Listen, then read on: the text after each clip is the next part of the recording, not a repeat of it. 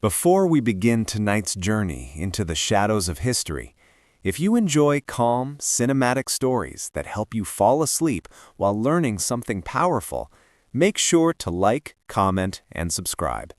Your support inspires us to keep creating these long, peaceful documentaries that uncover the hidden corners of World War II.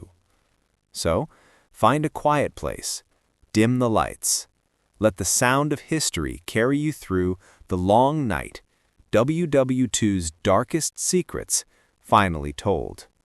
Now, let's begin. The Hidden Beginnings, 1933 to 1939. The world remembers the noise of war, the bombs, the speeches, the marching boots. But before the noise, there was silence. A silence filled with deals, shadows, and decisions made behind closed doors. It was in that silence that the Second World War truly began. Germany in 1933 was a wounded nation, humiliated, bankrupt, and broken by the Treaty of Versailles. But deep within its ruins, something ancient stirred: pride, anger, and a hunger for power that had never fully died. The Great Depression had swallowed hope across the globe.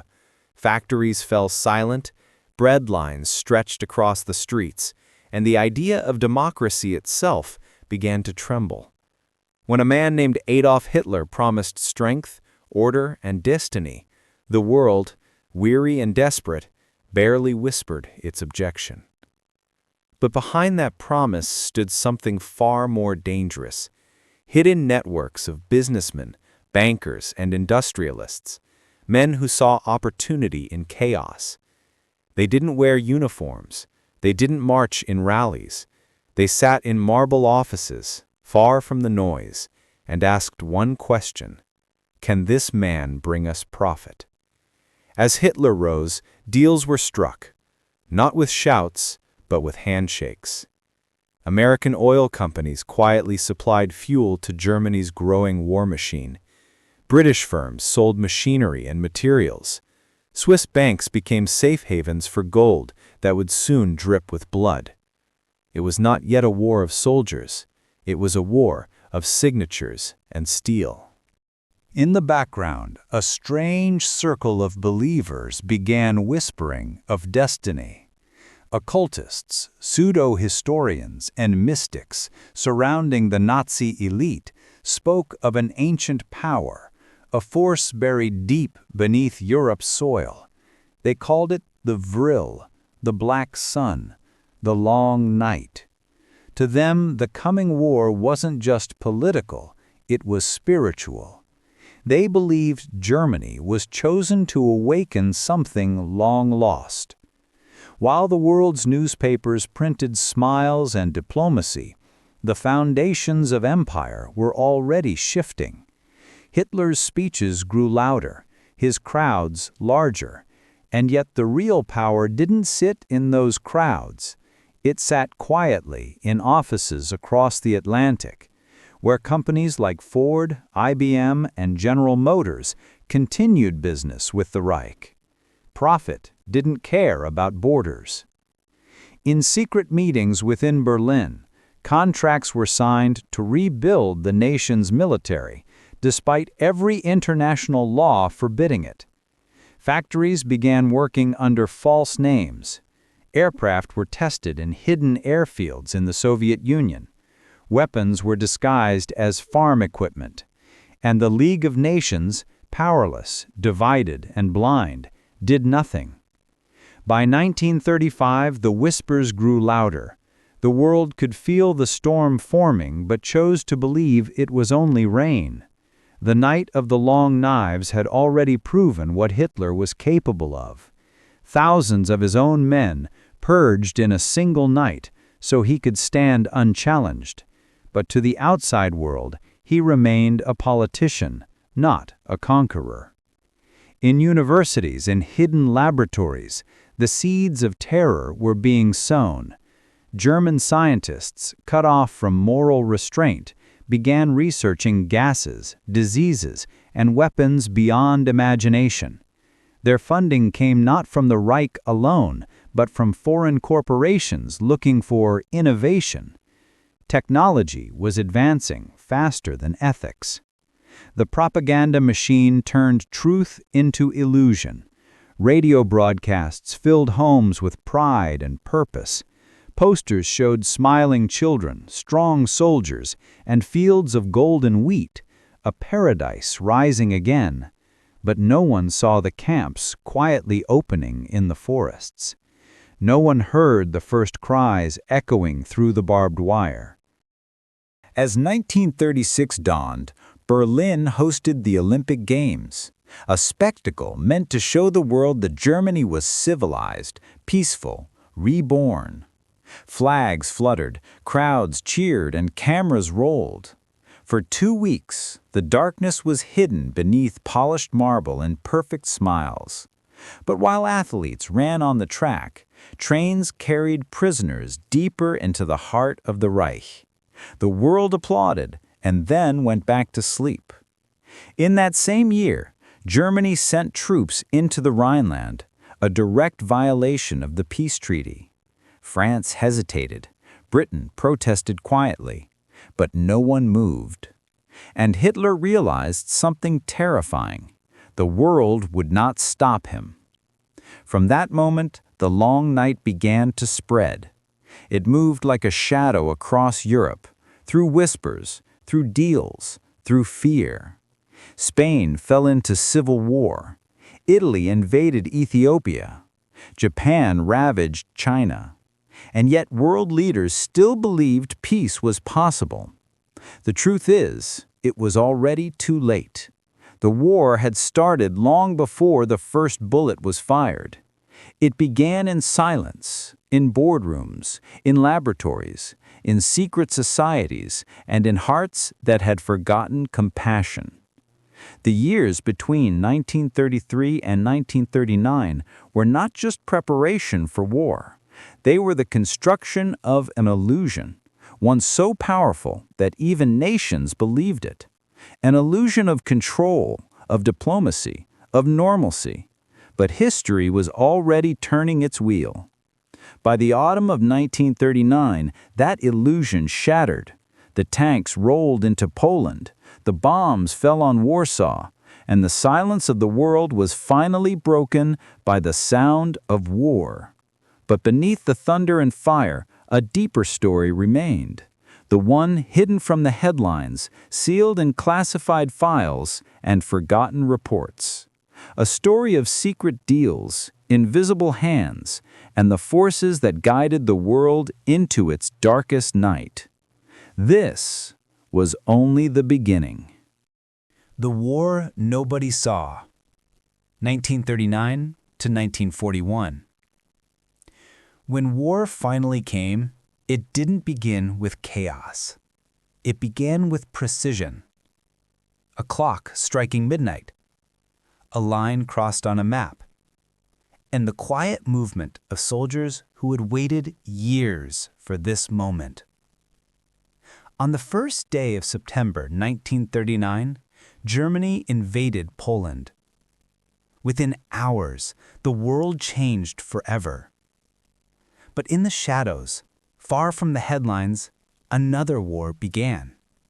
A war of secrets, of deception, of invisible hands shaping the fate of nations. While bombs fell over Warsaw, cables flashed across the world. Spies activated.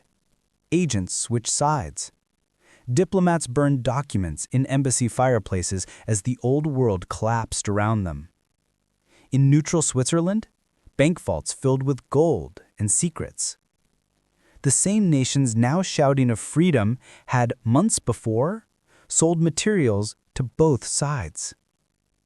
And now they whispered again, this time about oil, about steel, about influence. Because even in war, business must go on. Across Europe, the great powers were not as united as their posters claimed. Britain's intelligence feared internal traitors. France's generals doubted their own allies. And within Germany, silent networks of officers and diplomats began questioning what they had unleashed. It was a war of double faces. Men who spoke of loyalty by day and plotted treason by night. A soldier could be a spy. A nurse could carry codes sewn into her uniform. And a single telegram could change the destiny of millions. In Sweden, neutrality was a mask. Iron ore flowed south to Germany through frozen ports, feeding the war machine that would soon turn on its neighbors. In Spain, still bleeding from civil war, spies traded information beneath candlelight cafes. In Portugal, Lisbon became the capital of secrets, a place where agents of every nation crossed paths, shared drinks, and watched one another carefully. It was said that in Lisbon, even the waiters worked for intelligence services. A whispered name, a matchbox slipped across a table, and somewhere, someone disappeared. The Black Projects, 1941 to 1943. War was no longer a storm, it was a machine. And like every machine, it was fed by one thing: science. By 1941, Germany's conquest had reached its peak. From the shores of France to the gates of Moscow, the Reich stretched like a shadow across half the world. But inside that empire, hidden behind fences and mountains, another war had begun. A secret war fought not with guns, but with equations, chemicals, and ideas that defied morality itself. They called them Black Projects, experiments too dangerous, too horrific, or too advanced to ever see daylight. Projects whispered about in laboratories buried beneath the earth, protected by soldiers who asked no questions. Hitler's obsession with Wunderwaffe, the wonder weapons, drove his scientists beyond the limits of reason. He believed technology could turn defeat into victory. Rockets that could reach the edge of space, bombers that could cross oceans, weapons so powerful they could erase entire cities. And in pursuit of that vision, humanity became expendable. In camps like Dachau, Auschwitz, and Buchenwald, prisoners were no longer people. They were test subjects. Frozen alive to test hypothermia, injected with diseases to study resistance, exposed to gas, pressure, and poison, all in the name of science. Doctors, once healers, became executioners in white coats. The most infamous of them, Josef Mengele, saw himself not as a murderer, but as a visionary. His experiments on twins, mutilations disguised as research, were meant to unlock the secret of human genetics. He dreamed of creating a stronger race, but all he created was pain beyond words. Yet the Allies, too, were not innocent. They watched, they waited, and when the war ended, many of those scientists were quietly spared, their knowledge deemed too valuable to destroy. But that part of the story would come later. For now, the Reich's black laboratories pushed deeper into madness. Deep in Peenemünde, a young engineer named Werner von Braun worked under the roar of engines. His dream was to reach the stars, but his rockets carried death, not discovery. The V2, a weapon unlike any before, could strike London from across the sea, faster than sound, impossible to stop. Each one built by the hands of slaves. Tens of thousands died building the rocket that promised to win the war. In hidden mountain tunnels, engineers worked on flying discs, long-range cannons, and jet fighters that looked like visions from another world. Some were real, some were myth, but the line between both was always blurred. And in the East, another horror unfolded. Japan's Unit 731 operated in total secrecy. It was a city of death disguised as a laboratory. Men, Women and children were dissected alive. Diseases were unleashed just to watch how fast they killed. Their data, collected with cold precision, would later vanish, hidden, sold, or taken as research. These were not acts of madness alone. They were part of a global race, a competition to reach the future first, a future powered by the atom, by rockets, by secrets that could remake the world. In Berlin, mystics and scientists worked side by side. The SS formed secret research branches devoted to ancient symbols and energy myths.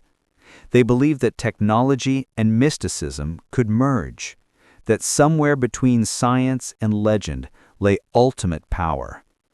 Artifacts were hunted across Europe and beyond, from Tibet to Egypt, from the Arctic to the Balkans. Nazi expeditions searched for relics of forgotten civilizations. To them, even myth was a potential weapon. Meanwhile, Allied intelligence began noticing strange things. Reports of disappearing trains, of factories hidden underground, of strange blue lights in the night sky. Spies risked everything to follow these trails, only to vanish themselves. The Nazi war machine was shifting underground, preparing for something beyond human comprehension. But in 1943, cracks began to form. The experiments consumed resources faster than they produced results. Factories bombed, scientists fled, and the very inventions meant to save Germany began tearing it apart. In those same years, across the Atlantic, another project was beginning, one that would eclipse them all. In secret laboratories scattered across the United States, the Manhattan Project took shape. Its goal? A single weapon to end all wars. Thousands worked in silence, unaware of what they were building. They believed they were serving peace. In truth, they were building the most terrible weapon mankind had ever imagined. Both sides, Axis and Allies, were now driven by the same force: fear. Fear of falling behind. Fear of extinction. Fear that the other might discover something first. And in that fear, humanity crossed a line it could never return from. Science was no longer a pursuit of truth. It was a weapon sharpened by desperation. The laboratories of 1941 to 1943 were not just workshops of war. They were the birthplaces of the modern age. From them would come rockets, jet aircraft, computers, medicine, and weapons capable of ending the world. But the cost was measured in lives, in silence, in ghosts. As 1943 came to a close, the tide of war began to turn. Germany's invincibility started to crumble under the weight of its own ambition. The Allies were closing in. Yet even in defeat, the Reich's secret projects did not stop. They simply went deeper underground. Some of those scientists vanished before the war ended. Some were captured, and some were taken by those who would soon claim victory. Because when the guns fell silent, the race for these secrets would not end. It would only begin. The black projects of the Third Reich were not destroyed. They were inherited, and their legacy would shape the next century. The Shadows of Power, 1943 to 1944. By 1943, the war's light began to flicker. The Reich that once seemed unstoppable was bleeding from within. Defeats in Africa, losses in the East, factories in ruin, cities in ashes. But even as the front lines crumbled, another battlefield quietly expanded, one made not of soil and smoke, but of lies. It was the war of deception, the invisible conflict that shaped every victory, every retreat, every choice. A war fought by men and women whose weapons were silence, misdirection, and illusion. The Allies had learned the truth. To win against Germany, they had to outsmart it, not just outfight it. And so, in the heart of London, behind locked doors and code names, an army of shadows began to work. Writers, magicians, mathematicians, artists, spies. They built illusions so convincing that entire armies moved in the wrong direction. One such illusion would become legendary: Operation Mincemeat. It began not with soldiers, but with a corpse. A dead man dressed as a British officer, carrying false invasion plans chained to his wrist. His body was set adrift off the coast of Spain, where German agents would surely find it. And they did. They believed every word of the forged papers. Hitler moved his forces away from Sicily, exactly as planned. A single dead man had saved tens of thousands of lives. This was the new face of war, deception disguised as truth. But the deception ran deeper still. As the Allies prepared for the invasion of France, they needed the Germans to believe it would come elsewhere. So they built an entire fake army, complete with inflatable tanks, wooden aircraft, and phantom radio traffic. They called it Operation Fortitude, and at its head stood a ghost general, George S. Patton, publicly disgraced but secretly chosen to lead the world's greatest illusion. From the skies, it looked real. From intercepted messages, it sounded real. Even German reconnaissance confirmed it. And so, on D-Day, when Allied forces stormed Normandy, Hitler's divisions waited hundreds of miles away, guarding an invasion that would never come. The Shadows had won the first battle of the greatest invasion in history. But not all shadows served the same master. Within Germany, a quiet rebellion was forming. Officers, diplomats, and even members of the SS began to see the truth, that their Führer was leading them to ruin. Some plotted his death. They met in basements and gardens, whispering plans to end the nightmare. They failed, again and again. The most famous attempt came in July 1944, the Valkyrie plot. A bomb, hidden in a briefcase, meant to end the war in a single flash. It exploded, but fate was cruel. Hitler survived, and the conspirators paid their lives. Across Europe, resistance movements grew bolder. In France, the Maquis fought from the forests. In Poland, the Home Army rose in secret. In Yugoslavia, partisans turned the mountains into fortresses. They sabotaged railways, cut communication lines, and delivered intelligence that changed the course of the war. Yet, their heroism rarely made headlines. Their stories lived in silence, known only to those who dared to fight and die without recognition. Meanwhile, in the corridors of power, the Allies played their own dangerous games. British intelligence fed disinformation to the Soviets. American and British agents competed for influence in liberated Europe, already preparing for the world that would come after the war. Everyone trusted, and no one trusted. Every alliance hid a secret. The Vatican continued its quiet diplomacy, trying to save what souls it could. Some priests helped the hunted escape. Others helped the guilty disappear. After the war, those same escape routes, the rat lines, would carry Nazi officers south to safety. But that secret belonged to the next chapter. For now, 1944 was the year when truth itself became a casualty. Propaganda screamed victory, while soldiers buried the truth in rubble. Every side claimed righteousness. Every leader promised peace. But in the shadows, new plans were forming, plans for the world after the Reich fell. In the east, Soviet forces advanced like a storm. City after city fell under their march. In the west, Allied bombers darkened the skies of Germany. The noose tightened. And yet, within Berlin, the scientists and generals still clung to hope.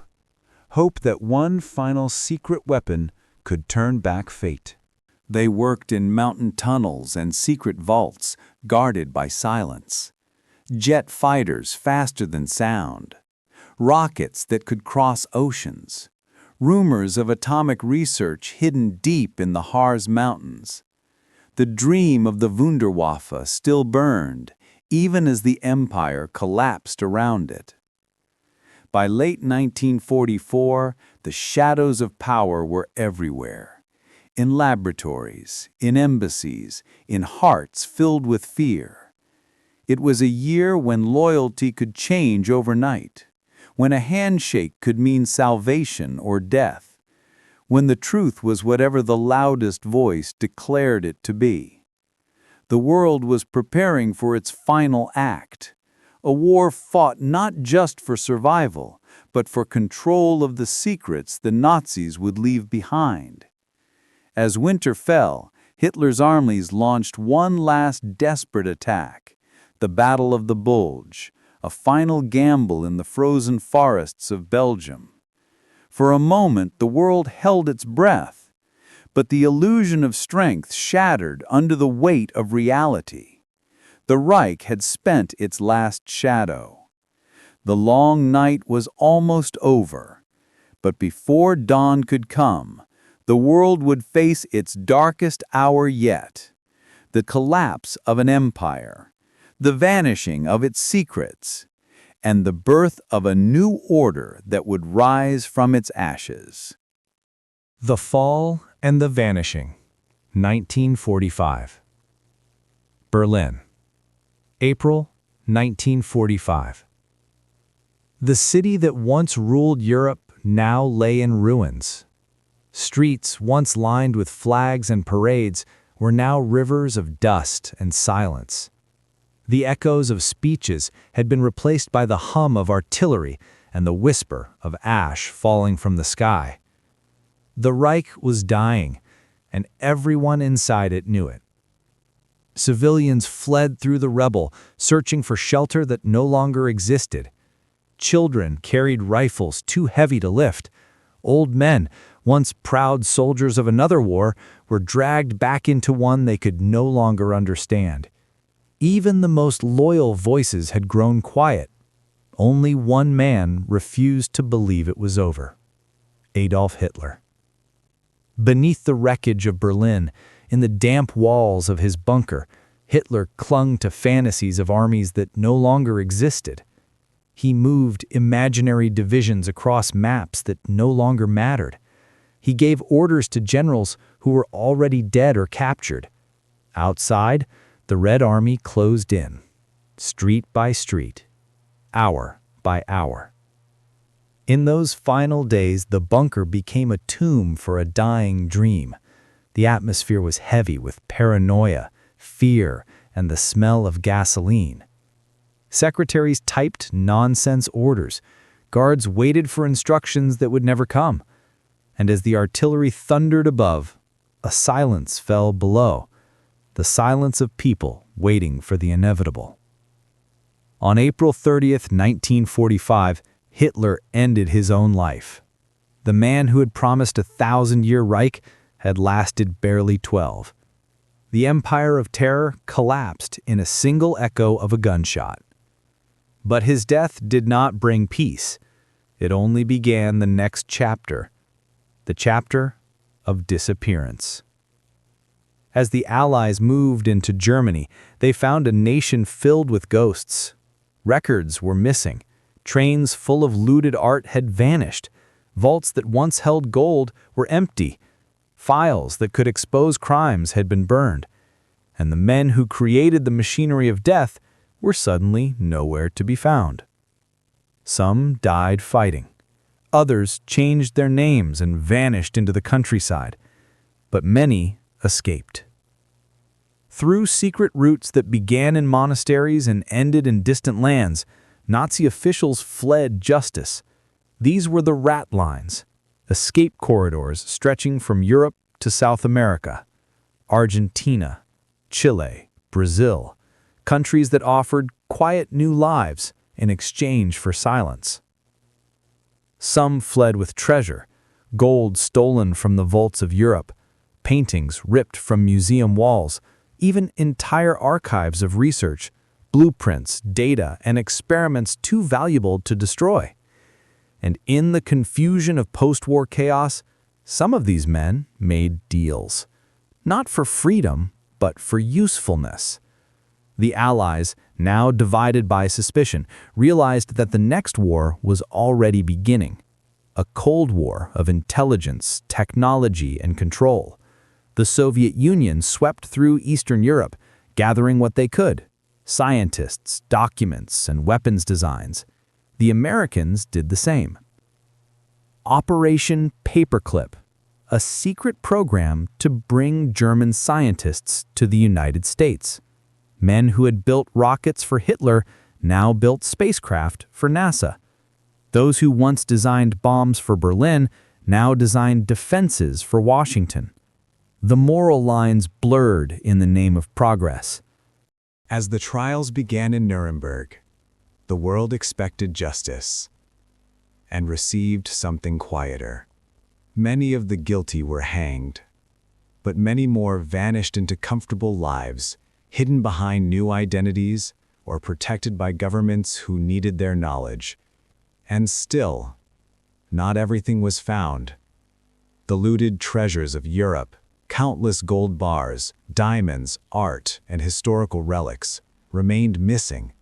Rumors spread of hidden trains buried in tunnels, of submarines carrying gold to Argentina, of secret caches buried in the Austrian Alps, still waiting beneath the snow. But the most valuable secrets were not material. They were human. Names, experiments, ideas. A legacy of knowledge born in the darkness. Knowledge the world was not ready to face. As Germany burned, the ashes of its empire scattered into every corner of the earth. Former SS officers joined foreign armies. Scientists built rockets that reached the stars. Spies changed sides as easily as changing coats. And the same men who once swore allegiance to the Führer now served new masters in Moscow, Washington, and London. The war was over, but its shadows had learned how to survive. For millions of ordinary people, the end brought only silence. Displaced families wandered through the ruins searching for homes that no longer existed. Prisoners returned from camps to find their towns erased. And Europe, once the center of civilization, now looked like the surface of another planet. The victors declared peace. But beneath that peace, the machinery of secrecy continued to turn. Files were classified, stories were buried, and history itself was rewritten, not to remember, but to forget. As night fell over the ruins of Berlin, a new world was already being born. A world built on the secrets, lies, and survivors of the old one. And though the guns had fallen silent, the long night was not truly over. It had only changed shape. The battlefields became meeting rooms. The generals became politicians. The scientists became architects of the nuclear age. And the world learned the most unsettling truth of all, that every ending is only the beginning of another shadow. The Hidden Legacy, Post-War Secrets, 1945 to 1960.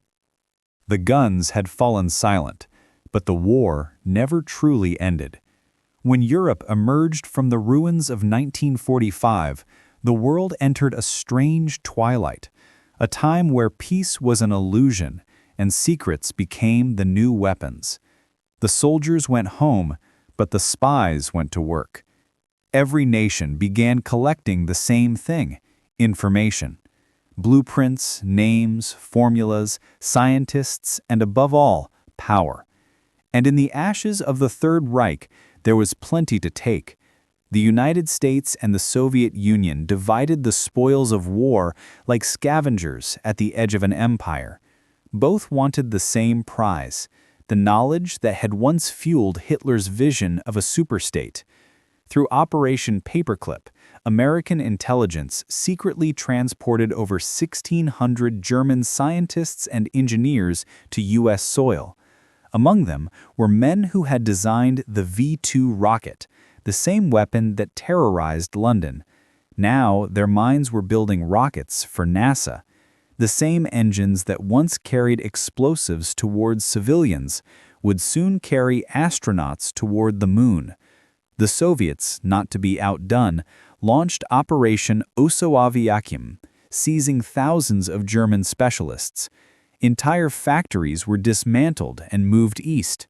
Technology, science, even families, all relocated behind the Iron Curtain.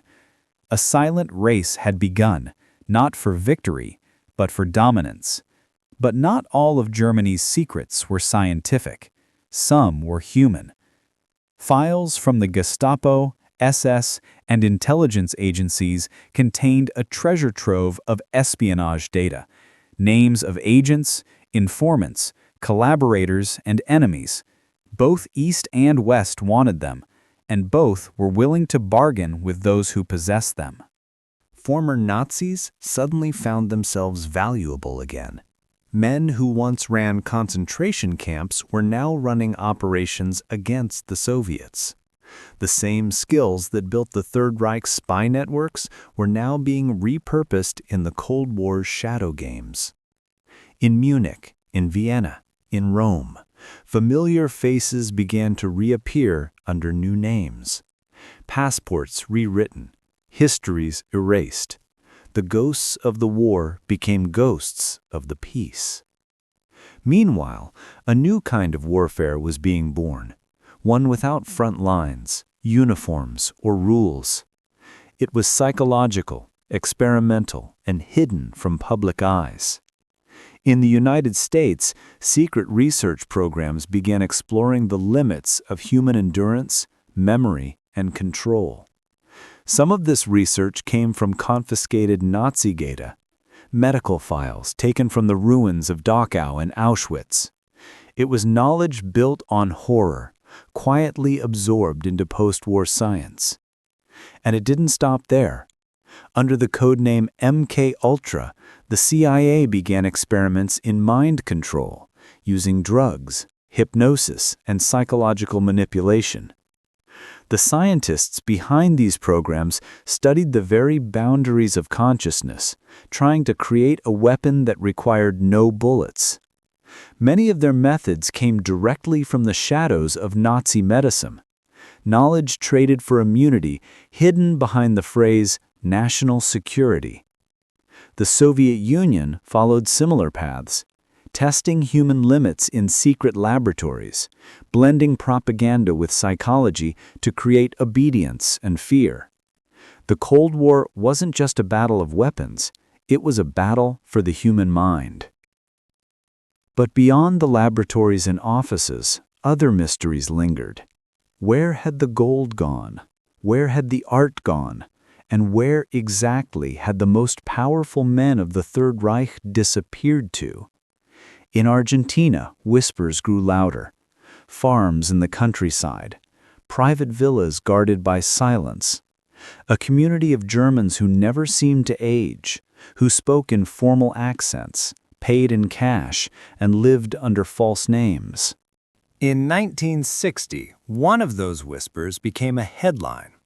Adolf Eichmann, the man who orchestrated the logistics of the Holocaust, had been found living quietly in Buenos Aires under the name Ricardo Clement. He was captured by Israeli agents and flown to Jerusalem to stand trial. The world finally saw the face of bureaucracy turned to evil. But Eichmann was not alone. Others remained hidden in Paraguay, Chile, even Egypt. Some worked as engineers, others as advisors, and a few in intelligence services of their new host nations. The Nazi network had gone global. And still there were the files, locked in vaults across the West and East, marked classified, sensitive, for eyes only. documents detailing secret deals, hidden operations, and the transfer of Nazi expertise into Cold War power structures. Files that, even decades later, remain sealed. By the late 1950s, the world had changed shape. The rubble of Berlin was replaced by glass towers. Old enemies became allies. And yet, under the surface, the same darkness pulsed, rebranded, reorganized, and reborn. It wasn't just the technology that survived. It was the mentality, the belief that control could justify anything, that progress could excuse the means, that secrets were safer than truth. From the missile race to psychological warfare, from hidden experiments to silent assassinations, the ghost of World War II continued to whisper through the corridors of the New Age. The war had ended on paper, but in spirit it had only evolved. The long night of the 20th century had entered a new phase, one where nations smiled in public and plotted in silence. Echoes of the past, 1960 to present. The guns were silent, the flags were new, the maps were redrawn. But the shadows of the Second World War still stretched across the earth. From the quiet suburbs of America to the deserts of South America, from the laboratories of Moscow to the secret vaults beneath Berlin, the ghosts of 1939 still whispered, still influenced, still shaped what came next. The hunt that never ended. The 1960s began with a sense of renewal, new nations, new technology, new peace. But for those who had survived the nightmare of the Reich, peace meant only one thing: unfinished business. The Nazi hunters, men like Simon Wiesenthal, dedicated their lives to tracking down those who escaped justice. They followed faint trails through immigration papers, bank records, and whispered tips from travelers. Each discovery was another piece of a puzzle the world wanted to forget.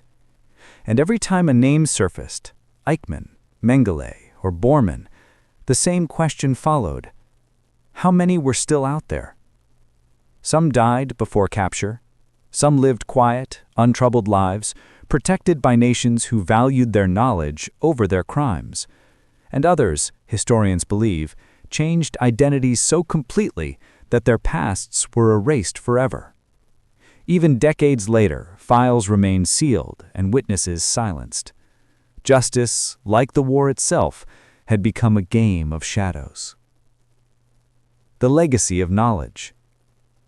But the deepest legacy wasn't the men, it was what they left behind. Across Europe and the Americas, fragments of Nazi research continued to surface. Experiments on the human mind, the body, and the environment.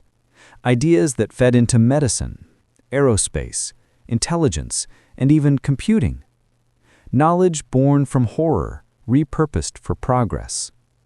Rocket programs, jet propulsion, nerve agents, radiation research.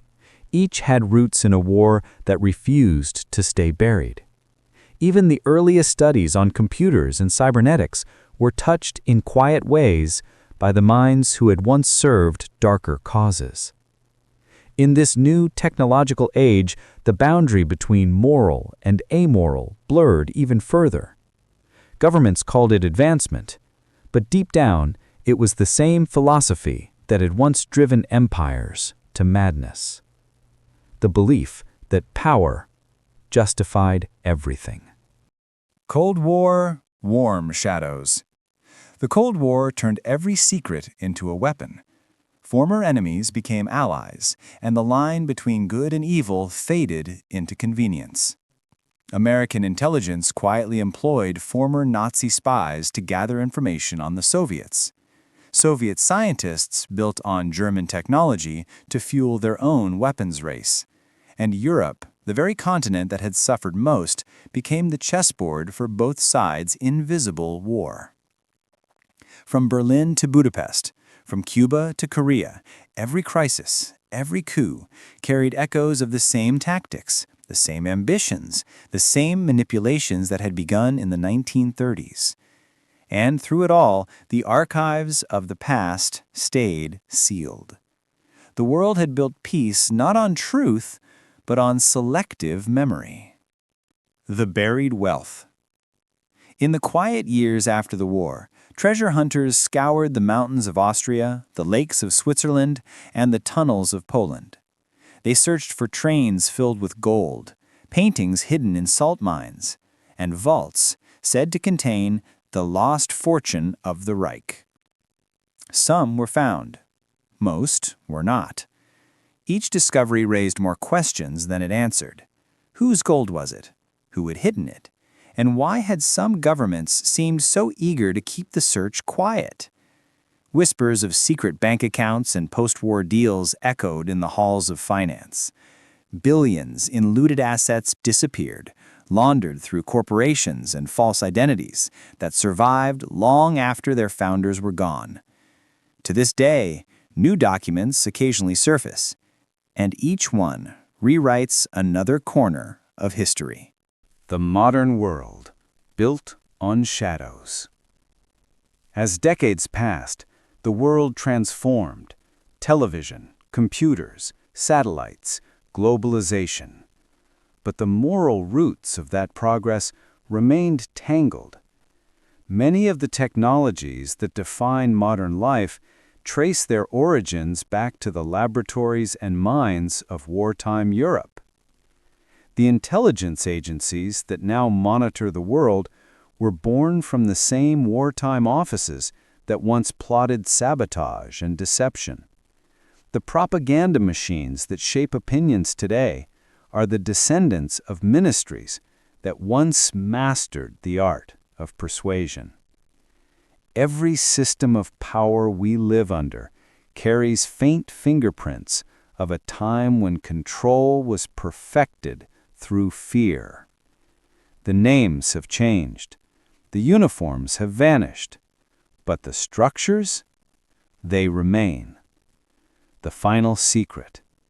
In 2025, more than 80 years after the war's end, millions of classified documents still remain locked away, not because of what they reveal about the past, but because of what they might reveal about the present. Hidden deals, recovered technology, experiments that crossed ethical boundaries and never stopped. Every few years, a new revelation surfaces. A secret base, a missing scientist, a document that suggests the story is far from complete. The long night never truly ended. It only changed faces, moved locations, and adapted to the times. Today, its shadows lie in plain sight, in the systems we trust, the screens we stare into, and the power structures we barely notice anymore. History doesn't vanish, it transforms. And the echoes of the Second World War still hum beneath our modern world. Quietly, patiently, endlessly. Because the greatest secret of all is not what happened back then. It's what we still refuse to see now. The Age of Secrets, the hidden world after World War II. When the guns of war went silent, another kind of war began. A war without uniforms, without borders, without the sound of bombs or the smell of smoke. This was the war of information, the age when truth became the rarest weapon of all. From soldiers to spies. In the aftermath of World War II, entire armies dissolved into something quieter. Networks of intelligence. The men who once fought on the front lines were now fighting behind desks, in embassies, in safe houses, in quiet cafes where words replaced bullets. The world was divided in two, East and West. each side convinced that the other hid the real enemy. And both were right. Britain's MI6, America's CIA, and the Soviet KGB grew from the same soil. The methods of wartime espionage perfected by the OSS, the OBVER, and the NKVD.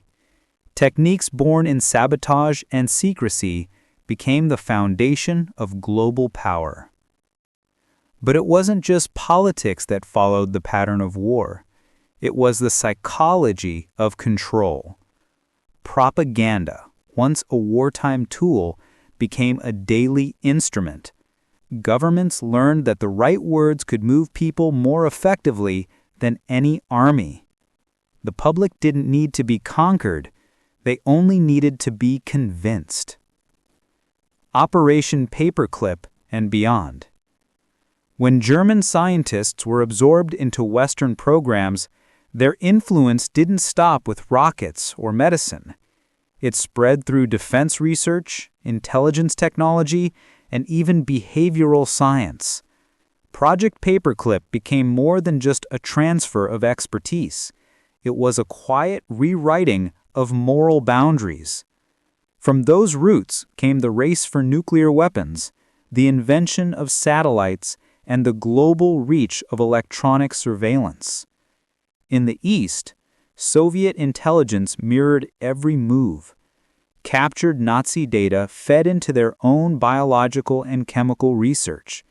Espionage became not just a strategy, but a culture. The same men who once built weapons for Hitler were now building systems that could watch, track, and control entire populations. The laboratories of war had turned into the laboratories of peace, but their goals had not changed. The new empire of silence.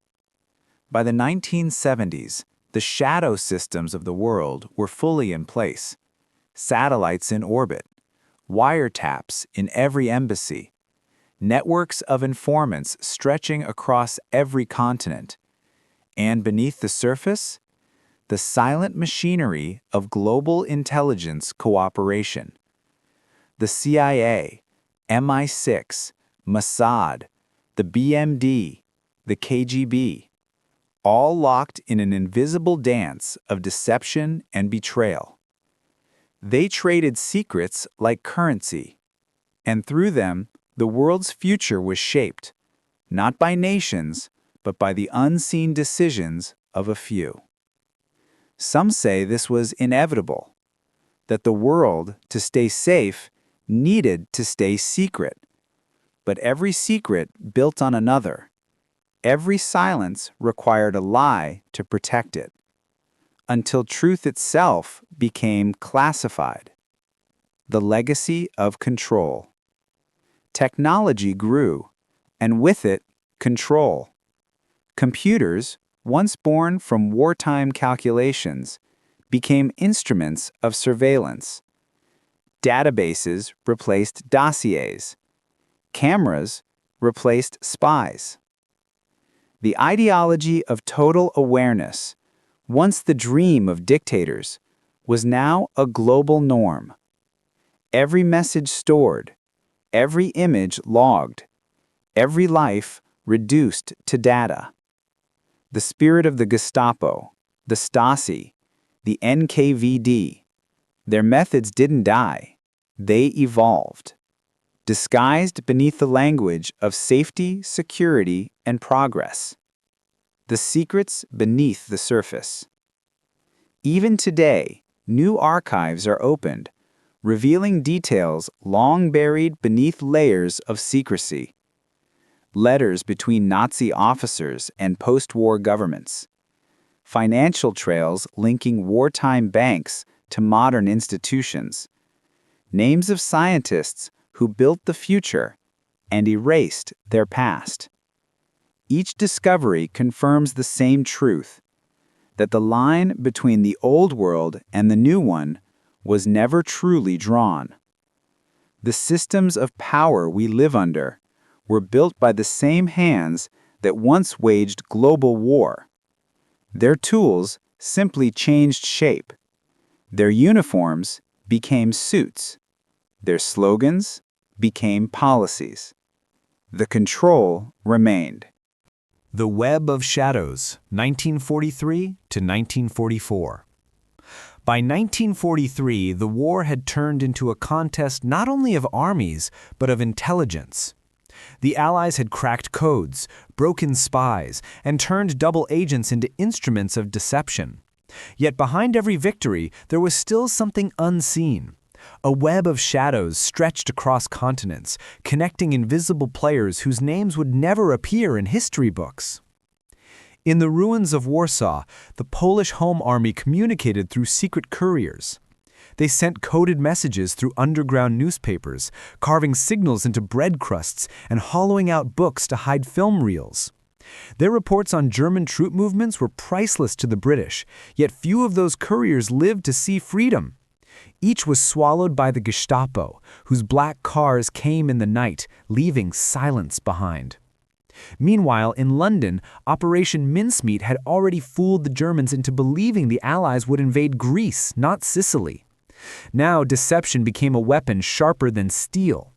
Codenames like Operation Bodyguard and Fortitude would weave illusions across the skies. Inflatable tanks, fake armies, radio chatter from ghosts. Even Hitler's generals began to mistrust their own maps. They could not see what was real anymore. But the shadows were not one-sided. The German Abwehr and SS intelligence fought their own silent wars, not just against the Allies, but against each other. Admiral Canaris, head of the Abwehr, secretly despised Hitler. He played a dangerous game, pretending loyalty while feeding fragments of truth to the enemy. He protected Jews, sabotaged Nazi plans, and helped resistance members escape, right under the Führer's nose. Each lie was a thread in the Great Deception, one that would one day strangle him.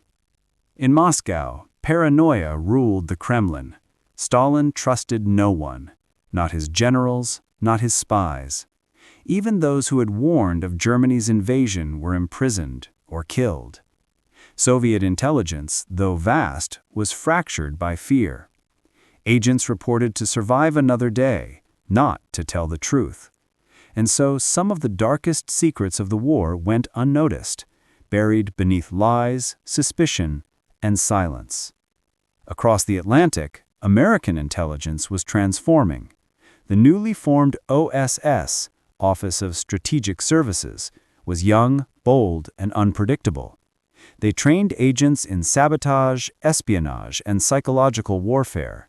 They planted stories in newspapers, forged enemy documents, even sent exploding coal into factories. Behind it all stood a vision that after this war, knowledge and deception would rule the world. By late 1944, the Allied deception was working so perfectly that Hitler's divisions waited in the wrong place for the invasion that never came. When D-Day struck Normandy, the Germans hesitated, convinced it was a feint.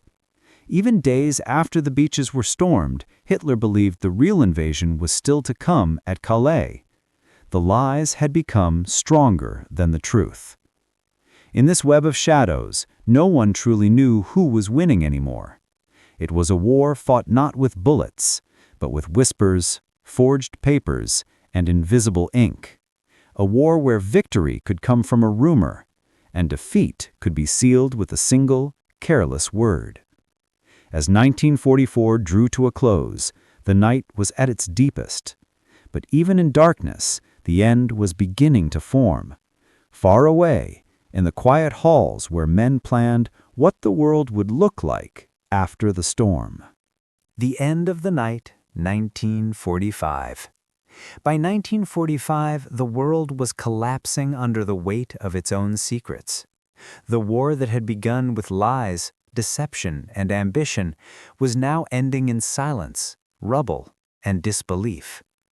But beneath the falling empires and the flags of surrender, hidden truths still lingered, waiting to be buried or revealed. Berlin, once the heart of Nazi power, had become a graveyard of concrete and ash. The Red Army advanced street by street, their artillery shaking the foundations of what was left. In the Führer bunker, deep beneath the city, Adolf Hitler sat surrounded by loyalists who no longer believed. Maps on the wall meant nothing. Armies he ordered into battle no longer existed. And yet in his final days he still clung to one last illusion, that the world might fall with him. Above ground the city burned. Civilians hid in cellars, clutching photographs, waiting for the shelling to stop. The sound of footsteps in the corridor could mean salvation or death. Soviet soldiers scoured every building searching for snipers, traitors, and vengeance. Berlin was no longer a capital, it was the world's largest crime scene. Far from the chaos, in America and Britain, other battles were unfolding, battles over what secrets to keep. The Allies had uncovered Hitler's scientific projects, his secret weapons, and something far darker. Camps filled with human experiments, tunnels lined with evidence of genocide. When the gates of Buchenwald, Dachau, and Auschwitz were opened, even hardened soldiers wept. The truth was too heavy to speak, too monstrous to fully believe. In London, the OSS and MI6 raced to seize Nazi documents and scientists before the Soviets could. They called it Operation Paperclip. Men who had built rockets for Hitler were quietly given new lives in America. Their knowledge was too valuable to lose, even if their hands were stained with blood. Science, it seemed, had no nationality anymore, only usefulness. In Moscow, Stalin began his own collection of secrets. Captured German scientists were taken east. Files from Berlin vanished into Soviet archives. To Stalin, truth itself was a weapon, one he would wield carefully in the coming Cold War. And then came the final deception. On April 30th, 1945, Hitler was gone. Whether by his own hand or another's, no one could truly confirm.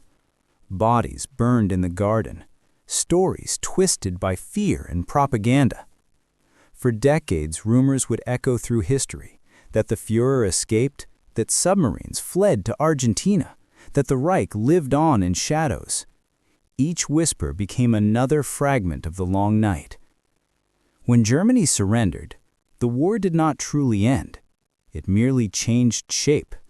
New nations rose, new enemies appeared, and the secrets of World War II flowed quietly into the foundations of the modern world. Intelligence networks, secret laboratories, hidden treaties. The night did not die with 1945. It simply shifted. From Berlin to Washington, from Moscow to the deserts where new weapons would be tested under brighter suns. But for millions who had lived through it, the long night would never end. They carried it in silence. The memories, the faces, the lies they told to survive. The war had burned the world once. The truth, if ever fully revealed, might have done it again. So the documents were locked away. The scientists were renamed. The dead were buried under metals and marble. And the story of the Second World War, the story you know, became the one they wanted you to hear. Yet in the quiet, between the lines of history books and the static of old recordings, you can still hear the echoes, the whispers of those who knew that the greatest battles of the war were never fought in daylight. They were fought in darkness, in silence, in secrets. And that is where the long night truly lives. The shadows that never died. When the guns fell silent, the world thought the war was over. But in truth, a new kind of war had just begun. A war fought not with tanks and bombs, but with silence, secrets, and survival. The ashes of Berlin still smoldered when new alliances began to form in the dark. Old enemies became new partners. Scientists, spies, and soldiers, all were pieces on a board that was quietly being reset. The victors of the war were already preparing for the next one. In the ruins of Europe, trains moved at night, carrying crates marked classified. Inside were the blueprints of 1,000 forbidden dreams, rockets, nerve agents, jet engines, and something even more elusive, information. Every nation wanted what the Nazis had learned, and every secret taken was another step into a future built on shadows. Operation Paperclip gathered the minds behind Hitler's most dangerous ideas and brought them to the United States. Men who once wore the uniform of the Reich now stood in laboratories under American flags. Their knowledge would shape the space age and the nuclear one. The world was being rebuilt by those who had once tried to destroy it. Meanwhile, in the Soviet Union, Stalin's agents scoured the ruins of Eastern Europe for what the Americans missed. They found scientists, machines, and archives of unimaginable depth. Some spoke willingly, others vanished. The same secrets that had fueled the Nazi dream now powered the Soviet one. In the shadows, intelligence agencies grew like roots beneath the earth. The CIA, MI6, and KGB, born from the ashes of wartime intelligence, became the new armies of secrecy. Files that began as war reports became classified Cold War blueprints. Every intercepted message, every defector, every coded transmission was a ghost from 1945 whispering into the future. The same men who learned deception in the war were now teaching it to new generations. The same lies used to trick armies were now used to shape politics, news, and nations. The war had ended, but the machinery of manipulation lived on. Even today, some of the greatest mysteries of the Second World War remain unsolved. What truly happened to Hitler's personal treasures, hidden in mountains and lakes? How many Nazi officials escaped through the secret rat lines to South America? And how many intelligence files, locked in vaults across Washington, London, and Moscow, still hold the truth about how deep the darkness really went? The long night didn't end with victory. It simply changed its mask. Where once there were armies, now there were governments. Where once there were spies, now there were systems. And where once there was truth, there was only the official version. For those who fought, for those who died, and for those who kept their silence, the shadows never died. They merely moved, just out of sight, where history prefers to keep them. So as the lights of a new world began to rise in 1945, beneath them still lingered the faint glow of everything the night had hidden. And if you listen closely, between the ticking of a clock and the hum of a distant radio, you can still hear it, the echoes of a war that never truly ended. Secrets buried in silence. When the smoke of the Second World War cleared, the victors wrote the story. But not all stories were meant to be told. Some were locked away, not to protect the world from evil, but to protect the powerful from truth. Beneath the calm surface of peace, men in quiet offices made decisions about what should be remembered and what should be erased. Mountains of Nazi records were seized, sorted, and sealed. Files that documented experiments, war crimes, and secret deals disappeared into the archives of Allied intelligence. Some were destroyed entirely. Others remain hidden even now under the classification stamps of top secret. In 1946, Operation Safe Haven began. Its goal was to track Nazi wealth, the stolen gold, art, and fortune hidden in banks across Switzerland, Spain, and South America. But the deeper investigators looked, the darker the story became. They found evidence that Nazi industrialists had already moved their wealth abroad before the war ended, preparing for the Reich's rebirth in another form. Money was power, and power does not vanish when empires fall. From Buenos Aires to Santiago, quiet villas began to fill with familiar faces. Former SS officers, scientists, and businessmen who vanished before the Allies could find them. Argentina's coastline became a sanctuary for the lost empire.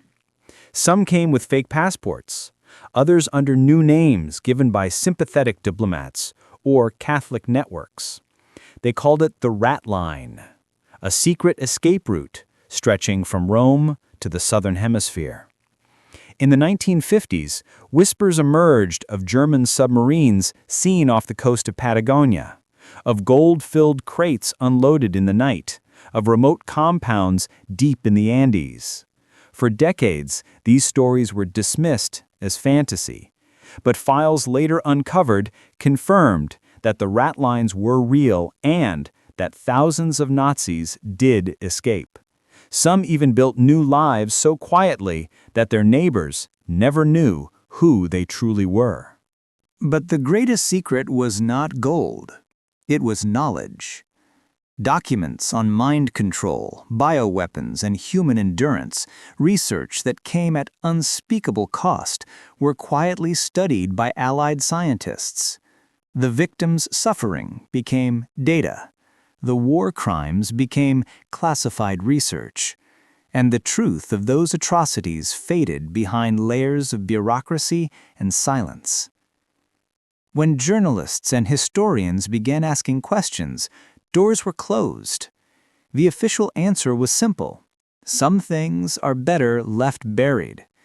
Yet, every so often, a new document surfaces, a declassified memo, a photo once thought lost. Each piece adds another shadow to the story, proof that the long night was never just about battlefields. It was about control, about what humanity chooses to remember and what it chooses to forget.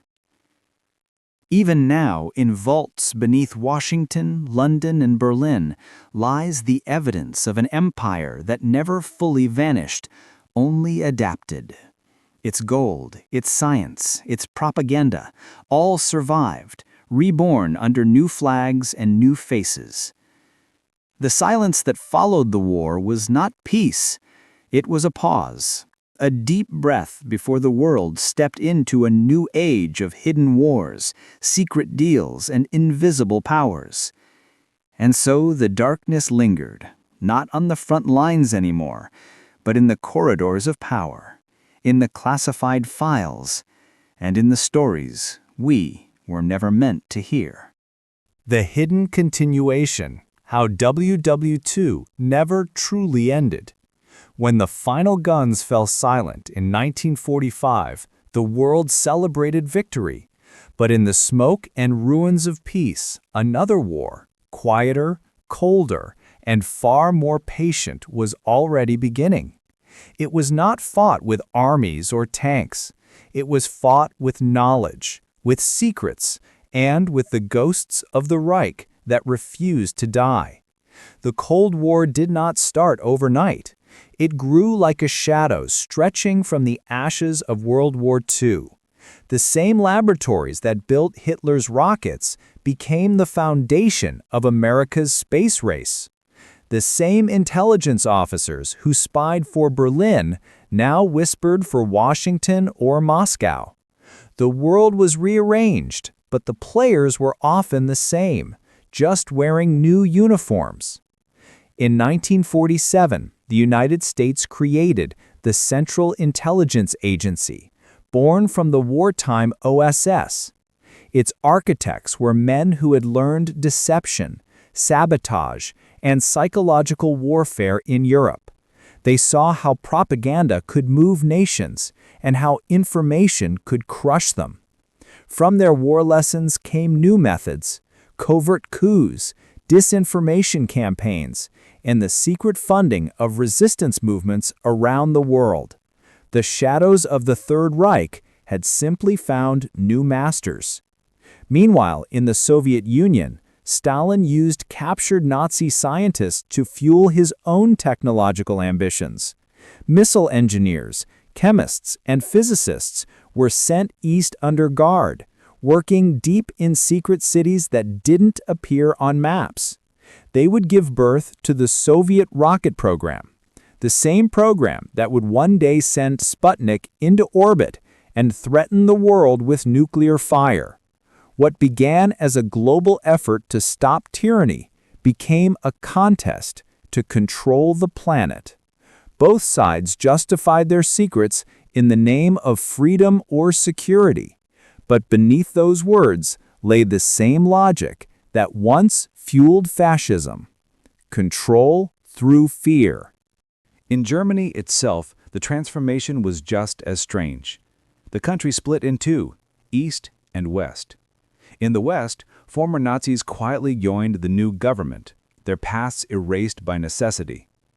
In the East, Stalin's officers built their own intelligence empire, the Stasi, learning from both the Gestapo and the NKVD. Surveillance, informants, and psychological manipulation became everyday tools, echoing methods first perfected during Hitler's reign. Even as the flags changed, the mindset of secrecy endured.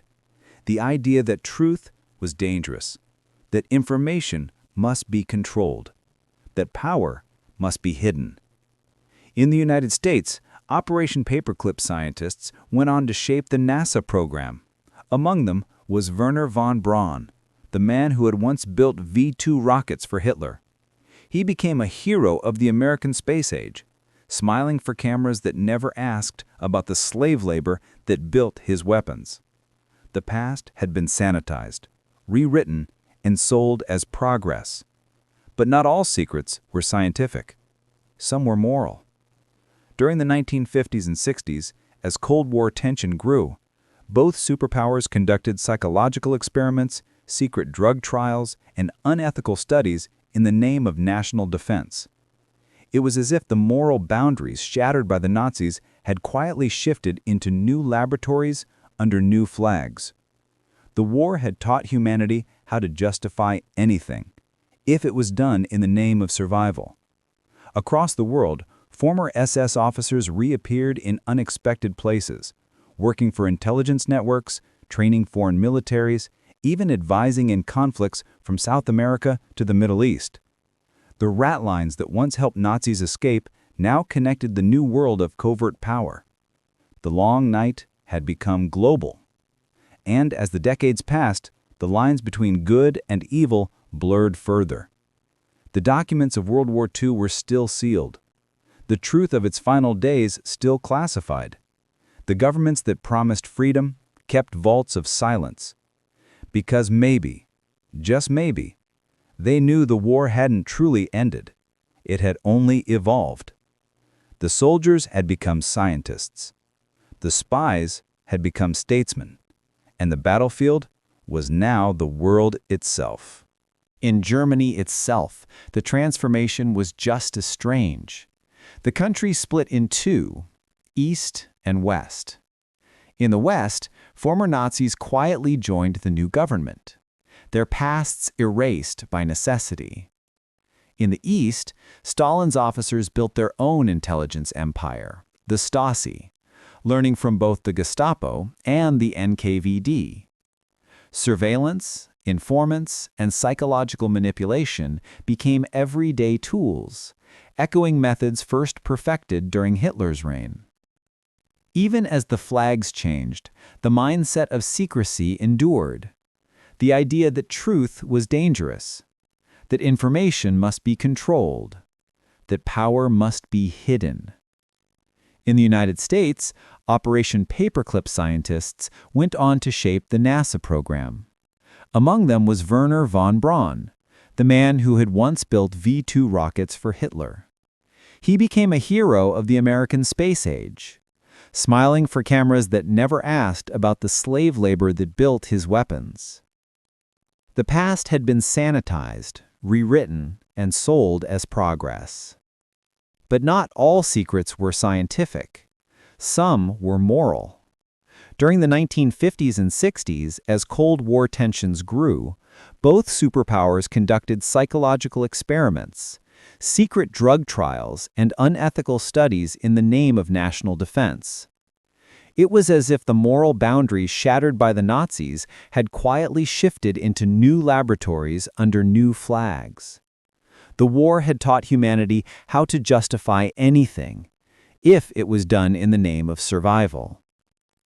Across the world, former SS officers reappeared in unexpected places, working for intelligence networks, training foreign militaries, and even advising in conflicts from South America to the Middle East. The rat lines that once helped Nazis escape now connected the new world of covert power. The long night had become global. And as the decades passed, the lines between good and evil blurred further. The documents of World War II were still sealed. The truth of its final days still classified. The governments that promised freedom kept vaults of silence. Because maybe, just maybe, they knew the war hadn't truly ended. It had only evolved. The soldiers had become scientists. The spies had become statesmen. And the battlefield was now the world itself. The Cold War Shadows: How WWII's Secrets Fueled the Nuclear Age. When the Second World War ended, the world believed it had seen the ultimate weapon, the atomic bomb. But in truth, Hiroshima and Nagasaki were not the end of destruction. They were the beginning of a new era where fear itself became the most powerful weapon of all. From 1945 onward, a quiet race began, not just to rebuild, but to dominate the future.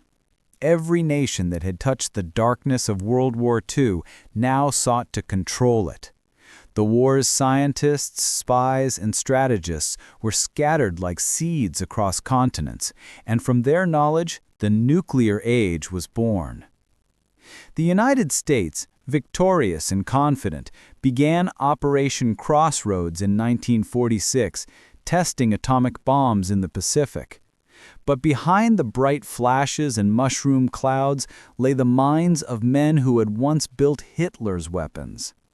German physicists, engineers, and chemists, brought through Operation Paperclip, now worked on America's most secret programs. Their pasts were scrubbed clean, their loyalty bought with safety and new identities. Across the Iron Curtain, the Soviet Union raced to catch up. Its scientists had fragments of German research, blueprints, uranium data, and the whispered knowledge of captured engineers. But what truly changed the balance was a secret even darker: espionage. Through spies buried deep inside the Allied nuclear programs, Stalin learned the details of America's atomic bomb before the Cold War had even begun. By 1949, the Soviets detonated their own weapon, far sooner than the West expected. It was the moment when the long night stretched once more across the Earth. But nuclear weapons were only part of the secret war. In the silence of laboratories, Cold War scientists, many trained in Nazi-era experimentation, explored radiation effects, mind control, and biological warfare. Programs like MK-Ultra would later emerge, their origins traced to ideas first tested in the 1940s. Morality had become elastic. Anything could be justified if it promised victory. The Cold War's new generals were not on battlefields, but in laboratories, intelligence agencies, and political offices. They understood that power no longer came from armies, but from information and fear. And so began a new kind of deception, one that made even wartime propaganda seem small. The truth itself became classified. Every revelation, every discovery, every failure was hidden behind stamped pages and locked doors. For ordinary people, the world appeared peaceful. The war was over. The future was bright. But beneath that illusion, the same machinery that had driven the Nazi war machine, the obsession with control, secrecy, and domination, still turned unseen. Scientists who once worked for fascism now stood in the service of democracy. The uniforms had changed, but the hunger for power had not. Then, in 1952, the first hydrogen bomb exploded, a weapon 1,000 times stronger than the bombs that ended the war. The sky burned brighter than the sun, and the long night deepened. For the first time, humanity possessed the power to erase itself completely. The line between protection and annihilation had vanished. And still, the truth of these early tests, the lives lost, the land poisoned, the experiments conducted in silence, remained hidden. The governments that fought for freedom now carried secrets heavy enough to destroy the world twice over. World War II had ended in 1945, but its legacy had become eternal. Its science had built the Cold War. Its intelligence networks had drawn invisible borders across the globe, and its lies, polished, rebranded, and reissued, became the foundation of modern power. The night was no longer just on the battlefield. It was in the laboratories, in the offices of men who smiled for the cameras while shadows worked behind them. And as the Cold War stretched on, it became clear that the long night was not fading.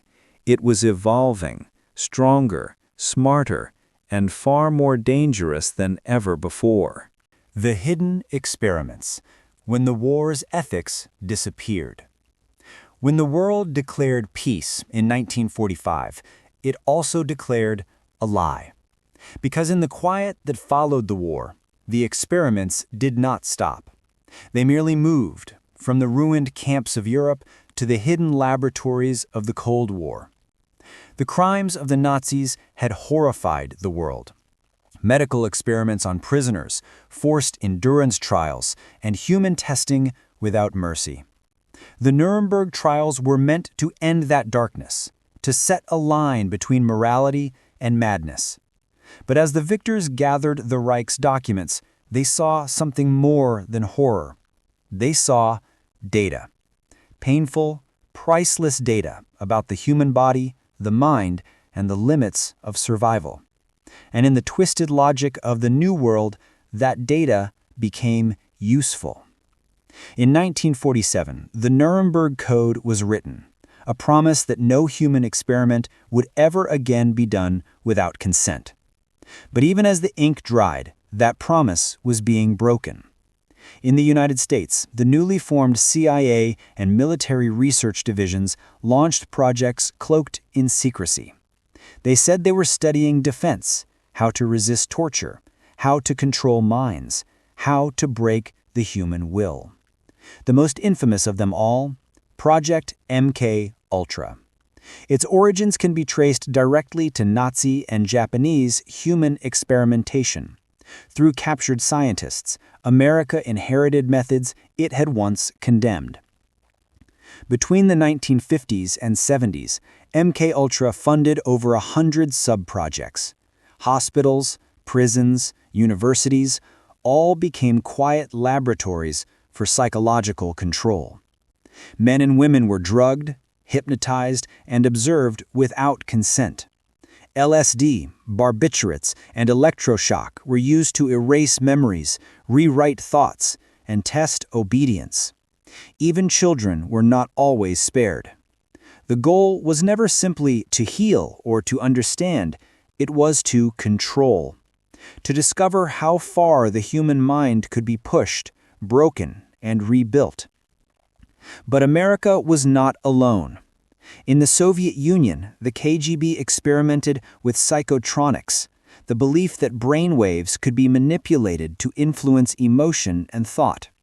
In East Germany, scientists under the Stasi developed methods of psychological degradation, known as Zersetzung, designed to silently destroy a person's sanity without ever laying a hand on them. Every side justified their actions by pointing to the other. Every secret horror was defended as protection. The world that had sworn never again had learned how to say, just this once. And in the dark halls of laboratories, some of the very same German doctors who once served the Reich were quietly hired under new names. They had skills too valuable to ignore. Expertise in endurance, radiation, and biology that had come at the cost of human lives. The men who had stood on trial in Nuremberg were replaced by others who knew how to hide. Their pasts erased, their experiments reborn under different flags.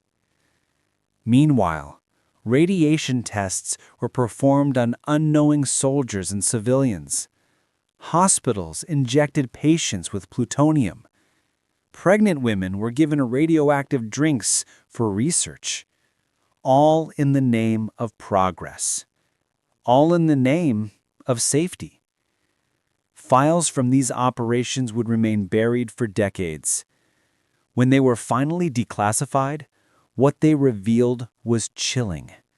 That the spirit of the war's darkest science had survived, not in defiance of morality, but with its permission. The victors had simply found a way to justify the same sins under new names. As the Cold War deepened, the line between protection and cruelty vanished completely. Intelligence agencies used psychological experiments on their own citizens, often without oversight. Hospitals became front lines. Doctors became soldiers of the unseen war. And truth became the most forbidden experiment of all. The world had won peace, but at a cost. Because when science forgets empathy, when knowledge serves only fear, and when morality becomes negotiable, the long night does not end. It merely changes its form. Even today, in redacted documents and sealed archives, traces of these experiments remain. Proof that beneath the victories and parades, humanity carried forward the same darkness it once promised to destroy. Echoes of the Reich. How the past still shapes the present. History doesn't end. It mutates. The flags change, the faces change, but the systems survive. After World War II, the world was divided not only by borders, but by secrets. The fall of the Reich was not the death of its ideas. It was their migration. Thousands of German scientists, engineers, and intelligence officers didn't disappear after 1945. They were quietly absorbed by the victors themselves. America called it Operation Paperclip, a sanitized name for one of history's most unsettling transfers of power. More than 1,600 former Nazi scientists were secretly brought to the United States. Many had worked on the V-2 rockets that rained death on London. Others had overseen experiments that defied every human ethic. Now they were given clean records, new names, and government jobs. Some of them built the foundation of NASA's space program. Others joined the Pentagon, the CIA, and top research labs. Men who had once sworn loyalty to Hitler now served under a new flag, but with the same ambition: to push human knowledge no matter the cost. In the Soviet Union, their counterparts did the same. Captured German scientists helped build the first Soviet missiles and jets. The race for supremacy, once fought in the skies of Europe, now reached into space itself. The Cold War was born from the ashes of the Third Reich's technology. But technology was not the only thing that survived. So did the philosophy of control. The propaganda systems the Nazis perfected, mass messaging, emotional manipulation, myth-making, became templates for the modern world. The Allies studied how Nazi Germany had mobilized a nation through fear and belonging, and they learned. In America, new fields like psychological operations and behavioral warfare took root. In the USSR, the KGB crafted propaganda so subtle that it could bend perception without ever being noticed. The world had entered an era of soft control, where belief itself became a battlefield. The idea of the all-seeing state, once embodied by the Gestapo, evolved into something quieter and far more efficient. Digital surveillance, data tracking, algorithmic manipulation. What once required armies of informants now takes only lines of code. The world that Hitler imagined, a society where every citizen was monitored, every thought measured, every movement recorded, no longer seems impossible. It's just invisible. The echoes of the Reich aren't always about brutality. Sometimes they whisper through our institutions, our industries, our habits. The architecture of power built during the war still shapes how nations think, how they fear, and how they justify. Consider the global intelligence network, born from wartime espionage. The OSS became the CIA. The Bletchley Park codebreakers evolved into the digital agencies that now intercept data from across the planet. Secrecy became not an emergency measure, but a permanent state, and under its shadow, truth became optional. Even in medicine, the ghosts linger. The unethical experiments of the war led to ethical codes, but also to loopholes. Today, as genetic engineering, AI, and neuroscience advance, humanity stands again at the same precipice. Just because we can, does that mean we should? The war ended 80 years ago, but its machinery, its logic of efficiency, obedience, and control is still running. It powers industries. It shapes politics. It designs technology that watches more than it serves. And perhaps that's the truest darkness of all, because the long night was never just about bombs and battles. It was about what humanity became when fear ruled every decision. And the echoes of that fear are still with us, disguised as progress, hidden in plain sight. The sleep of conscience, why humanity keeps forgetting. When the guns fell silent in 1945, the world swore it would never forget. But history, like memory, has a way of fading, not suddenly, but softly, like the slow dimming of a candle. At first, remembrance was sacred, streets filled with parades, memorials rose from the ashes, names were carved in stone, and tears fell in silence for the millions lost. But as years turned into decades, remembrance became routine, an annual ritual, a few moments of silence between distractions. And somewhere along the way, conscience fell asleep. The same instincts that once built concentration camps, fear, obedience, conformity, never vanished. They simply adapted to the times. They put on new uniforms, ideology, technology, nationalism, profit. Every generation tells itself that it would have done better, that we would have seen the warning signs. But history keeps testing that promise. It's not that humanity doesn't remember the facts. We remember the dates, the battles, the flags. What we forget is the feeling, the dread, the hunger, the moral collapse that made it all possible. We forget how ordinary people with ordinary lives became part of something monstrous because they believed they were doing what was right. And so the long night repeats itself, not as war, but as silence, as indifference, as the slow erosion of empathy. In schools, the lessons are shortened. In politics, the warnings are ignored. In entertainment, the horrors become just another setting, another story to consume, another image to scroll past. The very thing that was meant to awaken us now lulls us back to sleep. But conscience doesn't die in fire. It dies in comfort, in the easy acceptance that things will never get that bad again. That's how darkness begins, not with a shout, but with a shrug. Yet even in that sleep, there are those who whisper. Historians, survivors, truth seekers. People who dig through dusty archives and forgotten graves to remind the world what happened when morality fell silent. They are the guardians of memory, holding candles in the dark one generation to the next.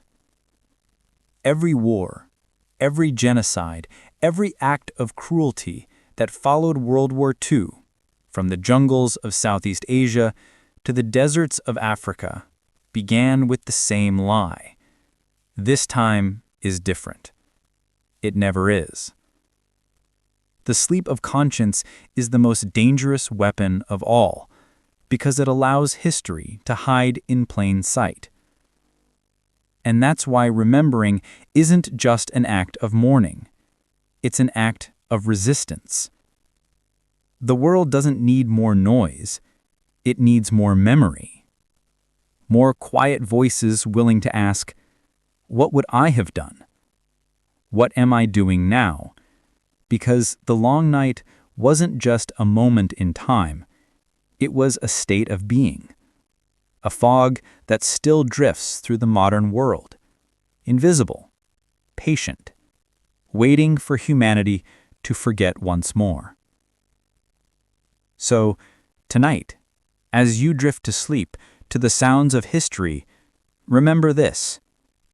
The war may have ended, but the struggle between light and shadow never did. Every act of kindness, every moment of awareness, every refusal to turn away, that's how we keep the night at bay. The past does not vanish when we stop talking about it. It vanishes when we stop caring. And that, perhaps, is why we must keep telling these stories, so that even in the quiet, even in the stillness of sleep, the conscience of humanity stays awake. The last witnesses. Voices fading into silence. Time is the most ruthless historian. It records everything but keeps nothing alive forever. Every year, the number of living witnesses to the Second World War grows smaller. The voices that once trembled as they recalled the camps, the battles, the losses, are fading, one by one, into silence. And with them, the living connection to the truth begins to vanish too. For decades, survivors carried their memories like wounds that never healed. Some spoke out. In schools, in courtrooms, in documentaries, their words trembling but clear. Others stayed silent, unable to relive what they had endured. But whether whispered or buried, their stories held something history books never could. The sound of human soul trying to make sense of the unspeakable. Now, as the world moves further from that era, the survivors' testimonies are being replaced by recordings, archives, and algorithms. Their faces appear in holograms. Their voices are recreated by AI.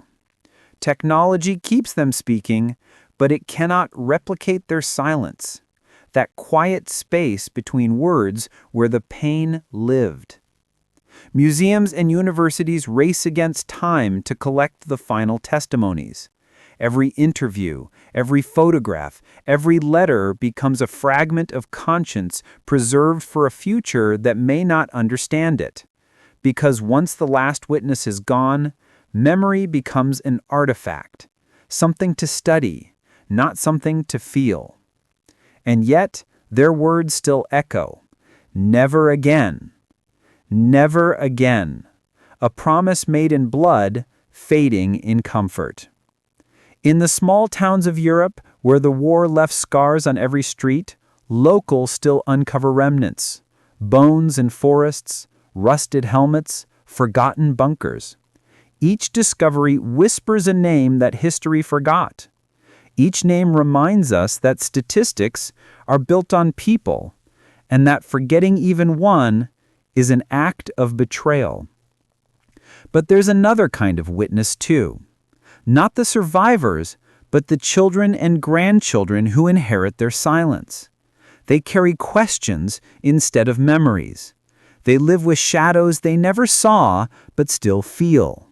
In Germany, Poland, Russia, Japan, generations born long after the war still wrestle with its ghosts. They ask what it means to remember guilt they never carried and to forgive pain they never caused. As the century mark approaches, we face a future where the Second World War will exist only as history, no longer experience, only echo. And that is both a gift and a danger. A gift because the living no longer suffer its flames. A danger because the fire may one day return if we no longer remember its heat. When the last witness passes, it will not be an ending, but a test. Will we carry their memories as truth or turn them into myth? Will we let history become a story for comfort or a lesson for conscience? Because the war's final survivor will not be a person. It will be us, humanity itself, left to decide what we do with the truth they left behind.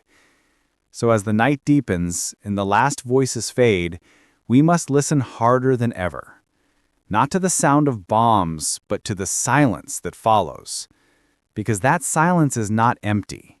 It's waiting for someone to remember. The dawn after the long night. And so, the long night comes to its end. Not in triumph, not in vengeance, but in quiet remembrance. For nearly 6 years, the world tore itself apart. Cities burned, nations fell, and tens of millions vanished into the smoke of history. It was a time when light seemed lost forever, when cruelty became ordinary and hope felt impossible. But somehow, the world endured. Children were born in the ruins. Songs were sung again. The soil that had been soaked in blood began to bloom. Life, fragile, stubborn, and beautiful, returned. That is what the long night could never destroy. Not tanks, not bombs, not fear. It could not erase the simple human will to begin again. From the ashes of Berlin rose a divided Germany, and yet, out of that division came reconciliation. From Hiroshima's ruin came a nation reborn in peace. From the shattered streets of London, Warsaw, and Stalingrad came generations who built their lives not on hate, but on resolve. It was never perfect. It never will be. But that is the lesson the long night leaves behind. That even when humanity forgets its conscience, it can still find its way back to the light. The true victory of that era was not in armies or treaties. It was in the quiet acts of decency that followed. A German soldier helping a starving child. A nurse treating an enemy's wound. A survivor standing before a classroom decades later, saying, "This happened, and it must never happen again." The dawn after the long night was not bright at first. It came slowly, like the morning sun creeping over a battlefield. But it came, and with it, the chance to change. Today, the same world that once waged war now connects in ways unthinkable then. Enemies trade, nations cooperate, science heals instead of harms. And while the shadows of the past still linger, they no longer rule.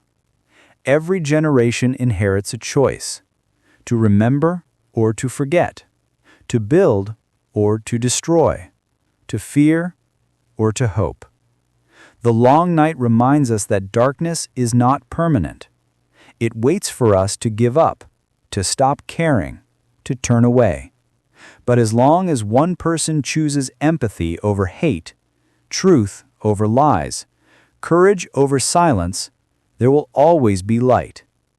So as you listen now, maybe half awake, maybe drifting to sleep, remember this: history isn't only behind us, it lives within us, shaping every moment, every decision, every heartbeat. The war was not the end of the story. It was a warning, a mirror held to our humanity. And in that mirror, we must always look for the light, because no night lasts forever. And even after the longest, darkest one, the dawn always comes. The light we leave behind. The night has passed. The echoes of war grow softer, fading into the hum of the modern world. But the question remains, what do we do with the light we've been given? The survivors are gone. The generals, the soldiers, the leaders, all have become names in books, faces in photographs. Yet their choices still ripple through time. Every freedom we have was paid for by someone who believed the world could be better than what they saw. And now, that responsibility is ours. You and I were born long after the bombs stopped falling. We scroll through history on glowing screens, half awake, half dreaming, but the lessons of the past still whisper through every headline, every conflict, every division. Hatred is never gone. It sleeps, waiting for silence. That's why remembering is not a burden, it's an act of love. When we tell these stories, when we listen quietly in the night, we keep the promise alive. We say to the past, you were not forgotten, and to the future, we will do better. Because the light we carry is not just memory, it's empathy. It's the gentle understanding that no matter who we are or where we come from, we are all survivors of someone else's choices. The long night will always be part of us, but so will the dawn, and the dawn is stronger. So tonight, as your eyes grow heavy, as the last words of this story fade into the quiet, know this: you are part of that light. By listening, you've remembered. By caring, you've honored them. And by dreaming, you keep hope alive. Because history isn't about the past. It's about tomorrow. And the light we leave behind is what guides the next generation through the dark. The whisper of eternity. Long after the last words fade, long after the screen turns dark, the story still lingers in silence. Because history doesn't truly end. It becomes part of the air we breathe, built by the hands of the forgotten. Men and women who never saw the peace they fought for. Children who grew up among ruins and still learned to smile. Their courage lives not in monuments, but in the simple kindness that one person shows another. Listen closely, and you can still hear them. In the laughter of a free city, in the hush of a peaceful night, in the sound of the wind moving across the earth that once trembled with fire. That's the whisper of eternity, reminding us that light and darkness are always intertwined, that every generation holds the balance once again. The past calls to us not to frighten, but to guide. It says, be gentle, be awake, be kind. And when we are, the long night loses its power, because every act of compassion, every honest memory, every voice that chooses truth is another dawn breaking somewhere in the world. So let the story fade now. Let the music drift. Let your mind rest in the calm between what was and what will be. You've walked through the shadows. You've heard their secrets. And now you carry their light. Sleep well, traveler. The world is quieter because you remembered.